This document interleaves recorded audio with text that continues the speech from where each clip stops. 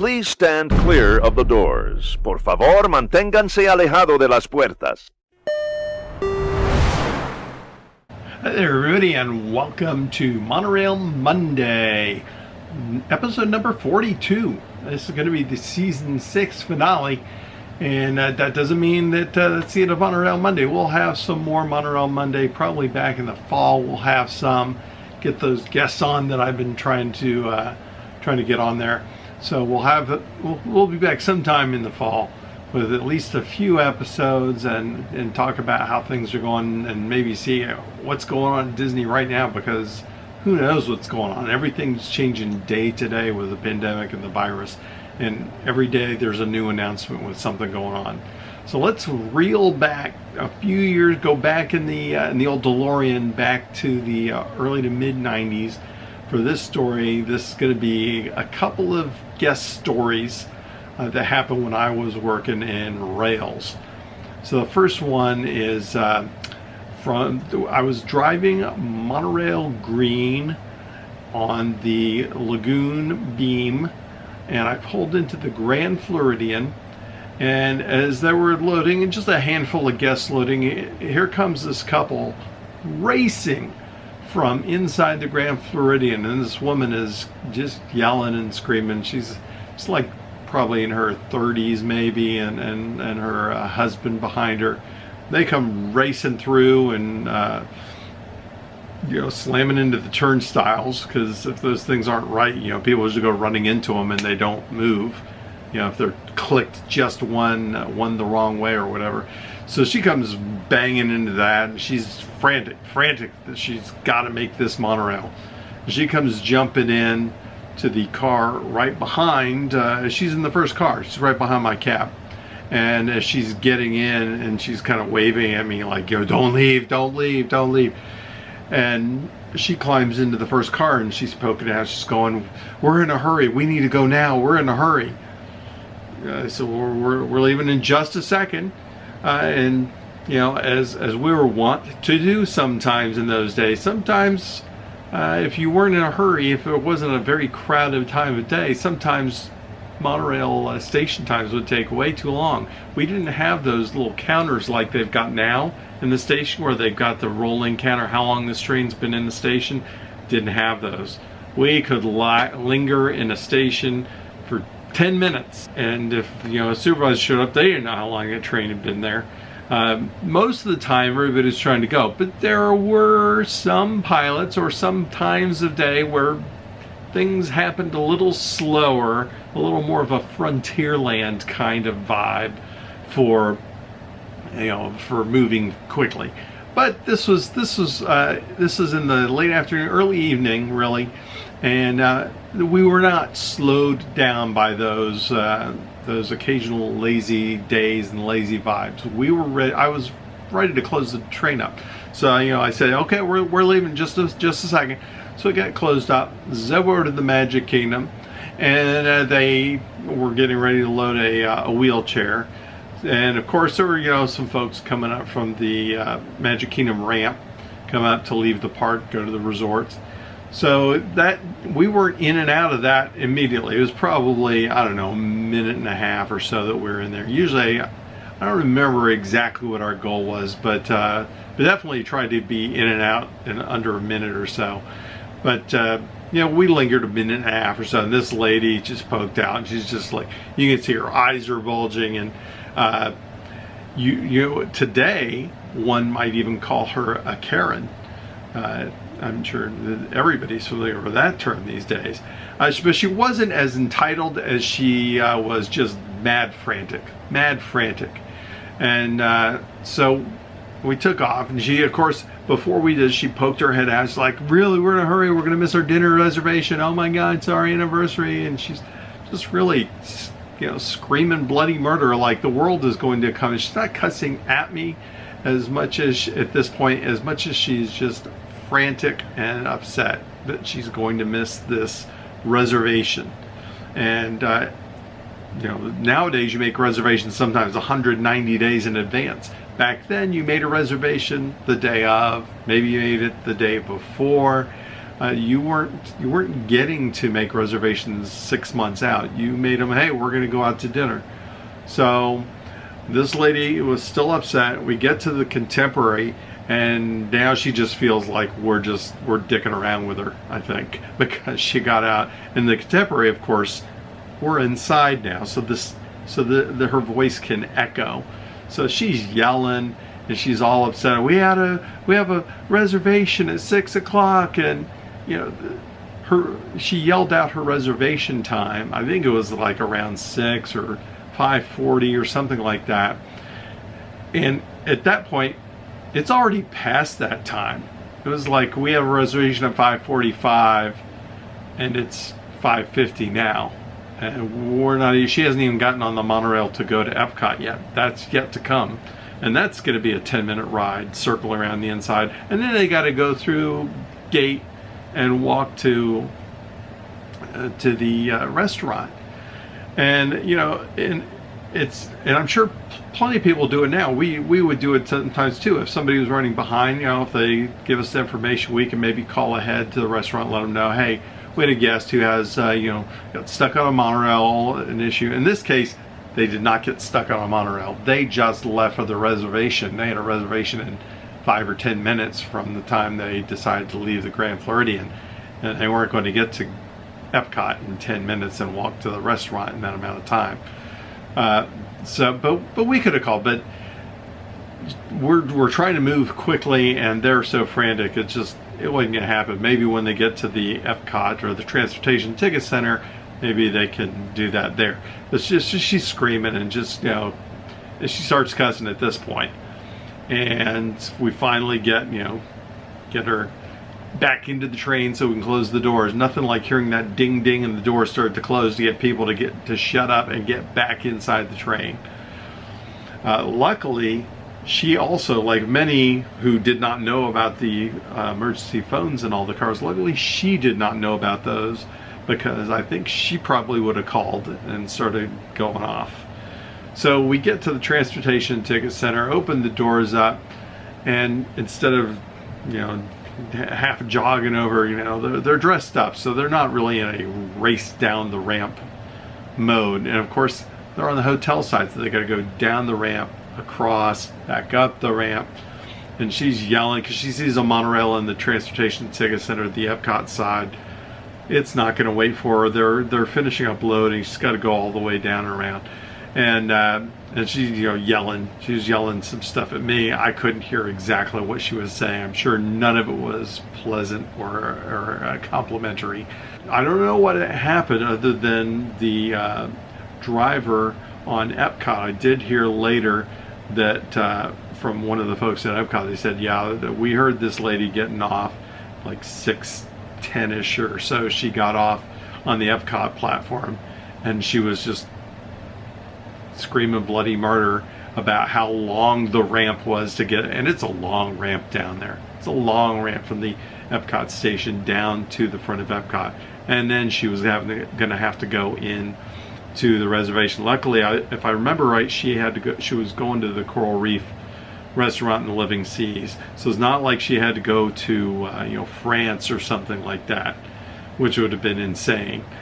But that woman just, and she wasn't the craziest guest I ever saw, but holy cow, boy, did she just, the whole time she was stressed the entire trip there, and was yelling. Gosh, I feel bad for the people who were in the first car with her, because they were just, from the Grand Floridian to the Transportation, they were probably just hearing it like crazy from this lady.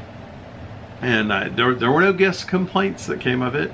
Often guests would complain even if a cast member wasn't to blame. Happens all the time. Somebody will show up, Space Mountain broke down, so they want the name of the guy at the Fast Pass so they can tell. I got the name of this guy, and he was working there at the time the road broke down, and made us very unhappy. So she took my name and stuff, but there were no complaints registered. I don't know if they would have taken it too seriously, although there are many times that either myself or another cast member has had a guest complain about them, it's obvious they've embellished and made up a lot of stuff, because we know exactly what was going on with the trains at the time. We know what the situation was, and sometimes, if we're doing a switch and the switch took 5 minutes, all the times are recorded, and they say we waited 45 minutes for the monorail, and no you didn't. But that's very common. Whether you work in amusement park or retail, you know that happens, that made up embellishment. I waited 40 minutes instead of 5.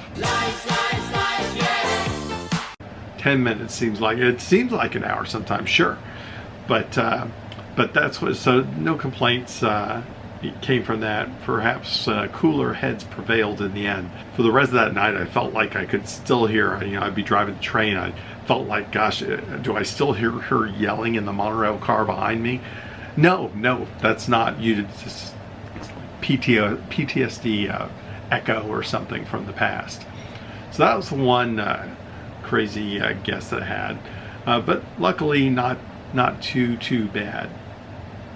Another one I had, and this a little bit related to one. If you aren't familiar, you haven't seen all of the Monorail Mondays, you may remember the lady who was trying to go from the Polynesian to the studios, and she had come up the Epcot ramp, and she was really upset, and she said, "What in the hell?"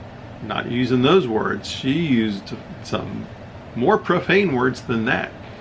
But being a family sort of channel here, we aren't going to share those here. But she was really upset, because what did we do with the monorail to the studios, to MGM Studios?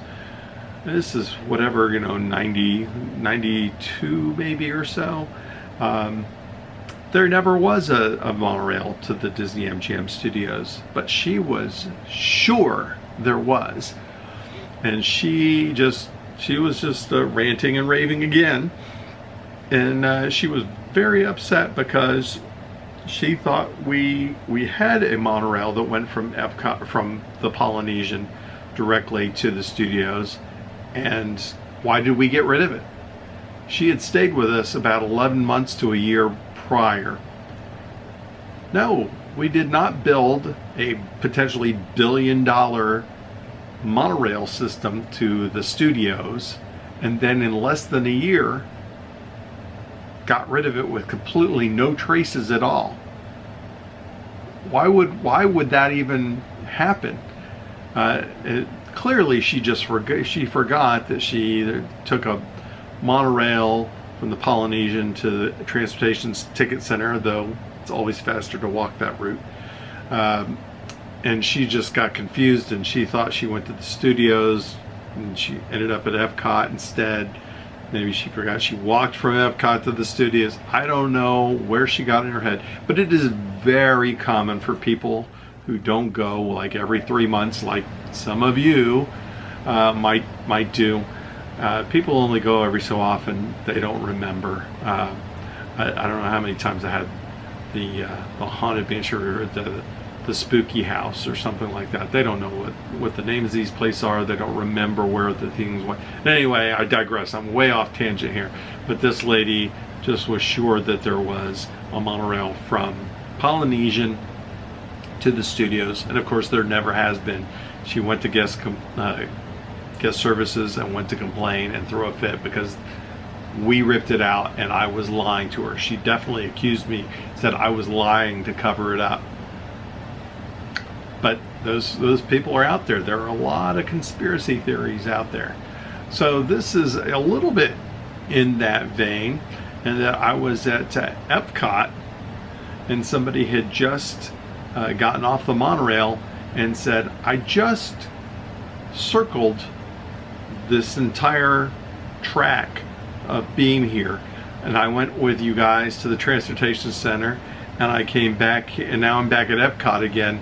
Where is the studios? I said, well, the Disney MGM Studios is a separate theme park, and that's going to be, it's just on the other side of Epcot, but you're either going to have to walk through Epcot, and then you can take a boat, or you can walk the rest of the way to the studios. There are buses from the front of Epcot here that are going to take you to the studios. And she kind of blanked over, eyes glazing over, as she looked at me and tried to absorb this information. What? No, I'm talking about the monorail. Where is the monorail that's going to take me to the studios? And I tried to explain to her there isn't one. We have boats from the International Gateway. We have buses from the front of the park here, but there isn't a monorail that goes there. And she swore up and down that she had been told you need to go to the front of the park and catch the monorail to go to the studios. Now this lady was not, as I don't want to paint it, she was not flipping out, losing her mind or anything. So this is not another psycho guest, but a very confused guest nonetheless.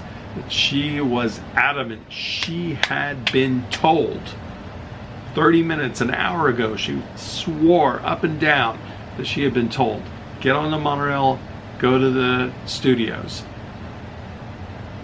And she circled around, she got off. I told her it wasn't there. I said, you need to catch a bus downstairs or walk from the International Gateway or catch the boat from the Gateway.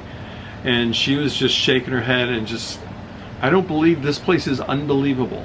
This place is unbelievable. How can you not have a monorail to the studios? And which many of you probably say, how indeed? Why is that not happening? Money is a big reason that is not happening. But yeah, she just like was completely aghast that the monorail did not go everywhere. It wasn't like a fully functioning subway city-wide system. But she wandered down the rest of the ramp and just kept muttering. She's like, I can't believe that this place doesn't have a monorail to Epcot. That complaint never did come to pass either. But that kind of stuff, it happened a lot in monorails. Not to everybody every single day, but if you worked in monorails, you heard these complaints at one time or another. Why didn't we stop here? Why didn't we go to Universal? Why didn't we drop them off at this specific restaurant? Why is it taking so long to get to place X, Y, or Z? If you're in the park or in one of the hotels, you hear the same thing. Your questions or your complaints are going to be a little bit different versus transportation complaints, which you hear on the buses and the monorails and watercraft.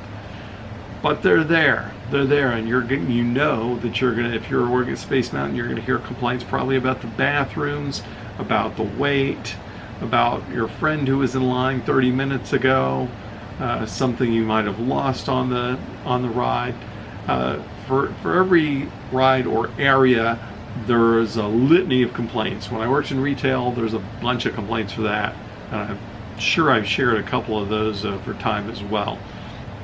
So that's the stories for today. A couple of guests, confused and very unhappy about being confused guests on the monorail system. We'll be back sometime in the fall. I don't know, September, October, maybe end of October. I don't know, sometime like that we'll be coming back. In the meantime, we are going to have the regular travel and interesting places videos. I'm going to cycle back into that now. We do have a trip or two coming up in the coming months, so we're going to sprinkle some of that stuff in there and get back to throwing some more videos out there. So thanks for joining us. Please like, subscribe, share, tell your friends. This is another great season of Monorail Monday. Have fun sharing these stories with you. More stories to come in the fall. And remember, kids, have a good time all the time.